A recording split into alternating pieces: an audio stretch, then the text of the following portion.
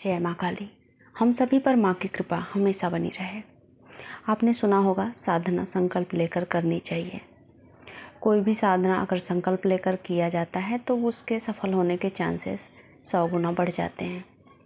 लेकिन कई बार कई साधकों को संकल्प लेते वक्त उन्हें कुछ ऐसी गलतियाँ हो जाती हैं, उनके साथ कुछ ऐसी घटनाएं हो जाती हैं जिससे कि ना उनका संकल्प पूरा होता है और ना ही साधना पूरी होती है।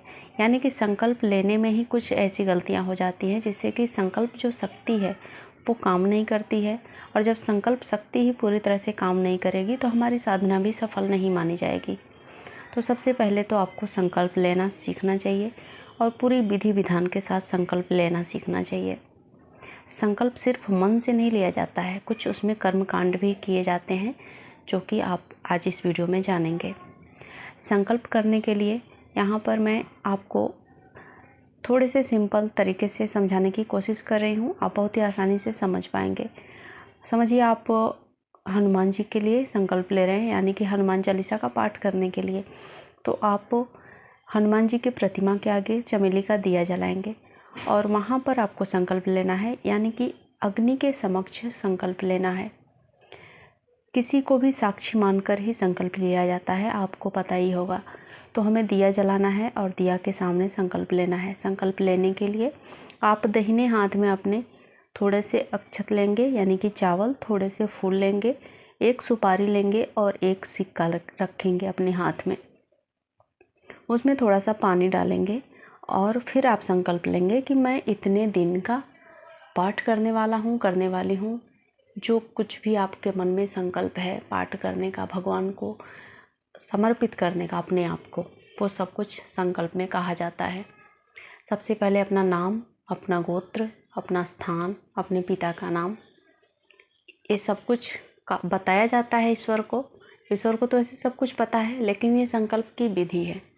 इससे शुरुआत करेंगे और ये सारी सामग्री जो है वो अपने हाथ में ही रखेंगे। फिर बताने के बाद फिर आप अपने साधना के जो संकल्प है, दिन है, तिथि है, समय है और कितनी गिनती में आप पाठ करने वाले हैं, मंत्र जाप करने वाले हैं, वो सब कुछ बोला जाएगा। तो आपको सिंपल अगर समझना है तो आपको लिख लेना चाहिए संकल्प करते समय कि मैं कुछ भूलूं नहीं, क्योंकि आपकी एक भूल आपकी संकल्प शक्ति को कमज़ोर करेगी और वो संकल्प पूरा नहीं माना जाता है साधना में ख़ास तौर से। और कई लोग साधना कर लेते हैं पर उनको फल भी नहीं मिलता है सिर्फ इसी कारण से। तो आपको एक डायरी में नोट कर लेना है कि शुरुआत हमें कहाँ से करनी है। शुरुआत अपने नाम से करनी है, गोत्र से करनी है। गोत्र नहीं पता है तो ठीक है, आप किस कास्ट के हैं वो भी आप बोल सकते हैं। अपने पिता का नाम, अपने स्थान, जन्म स्थान, कहाँ पे रहते हैं अभी प्रेजेंट टाइम में, वो सब कुछ बोलना है। फिर आपको समय बोलना है, दिन बोलना है, तिथि बोलनी है। कई लोग मुहूर्त भी बोलते हैं, आप मुहूर्त भी बोल सकते हैं। काफ़ी अच्छा रहता है अगर मुहूर्त बोला जाता है तो इस तरीके से सब कुछ भगवान को उस टाइम पे भगवान से हम प्रॉमिस करते हैं, क्योंकि हर बार इंसान भगवान से प्रॉमिस लेना चाहता है, अपना प्रॉमिस नहीं देना चाहता है। लेकिन जो साधना की जाती है उसमें हम भगवान से स्वयं प्रार्थना करते हैं कि भगवान, हम आपको इतना दिन, इतने समय और इतने घंटे आपके नाम के लिए देने वाले हैं।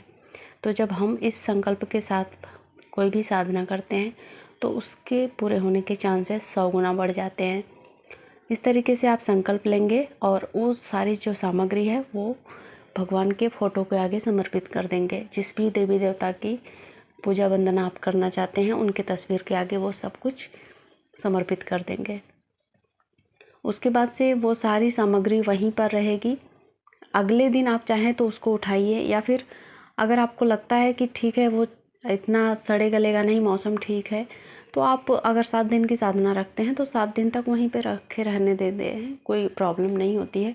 क्योंकि फूल है, सूख जाएगा, सुपारी सड़े गलेगी नहीं, कुछ भी ऐसा चीज़ नहीं है जो उसमें सड़े गलेगा, तो उसको रखे रहने देंगे। अगर लंबी साधना करते हैं आप, जैसे कि 21 दिन, 11 दिन, तो ठीक है, वो सामग्री को हटा सकते हैं। जैसे आप 24 घंटे बाद नहा धोकर अपना जो वापस से जो साधना की विधि में बैठेंगे तो आप, लेकिन साधना संकल्प जो है एक बार ही लेना होता है किसी भी साधना में। 21 दिन की साधना कर रहे हैं तो एक बार ही संकल्प लेंगे, 7 दिन की साधना कर रहे हैं तो भी एक बार ही संकल्प लेना होता है। इस तरीके से जब संकल्प लेकर आप कोई भी साधना करते हैं तो उस संकल्प की शक्ति आपके साथ काम करती है और आपकी साधना जो है वो पूरी मानी जाती है। क्योंकि बिना संकल्प के जब हम कोई कार्य करते हैं तो वो कहीं ना कहीं अधूरी रह जाती है, कुछ न कुछ उसमें गड़बड़ी हो जाती है, जिससे कि हमारी जो साधना है वो पूरी नहीं हो पाती है। उसके साथ ही आपको हर एक चीज़ के लिए धन्यवाद ईश्वर को ज़रूर देते रहना चाहिए। हर पल, हर क्षण, हर समय का धन्यवाद कि भगवान आपने अब इसी वक्त जो आप वीडियो सुन रहे हैं, जो आप कुछ देख पा रहे हैं दुनिया में, उसके लिए भी आप ईश्वर को धन्यवाद दे सकते हैं कि भगवान आपने शायद मेरे लिए ये वीडियो भेजा है, आपका धन्यवाद। भगवान आपने मुझे सुनने की क्षमता दी है, उसके लिए धन्यवाद। आपने मुझे अपने साधना के काबिल समझा, उसके लिए धन्यवाद।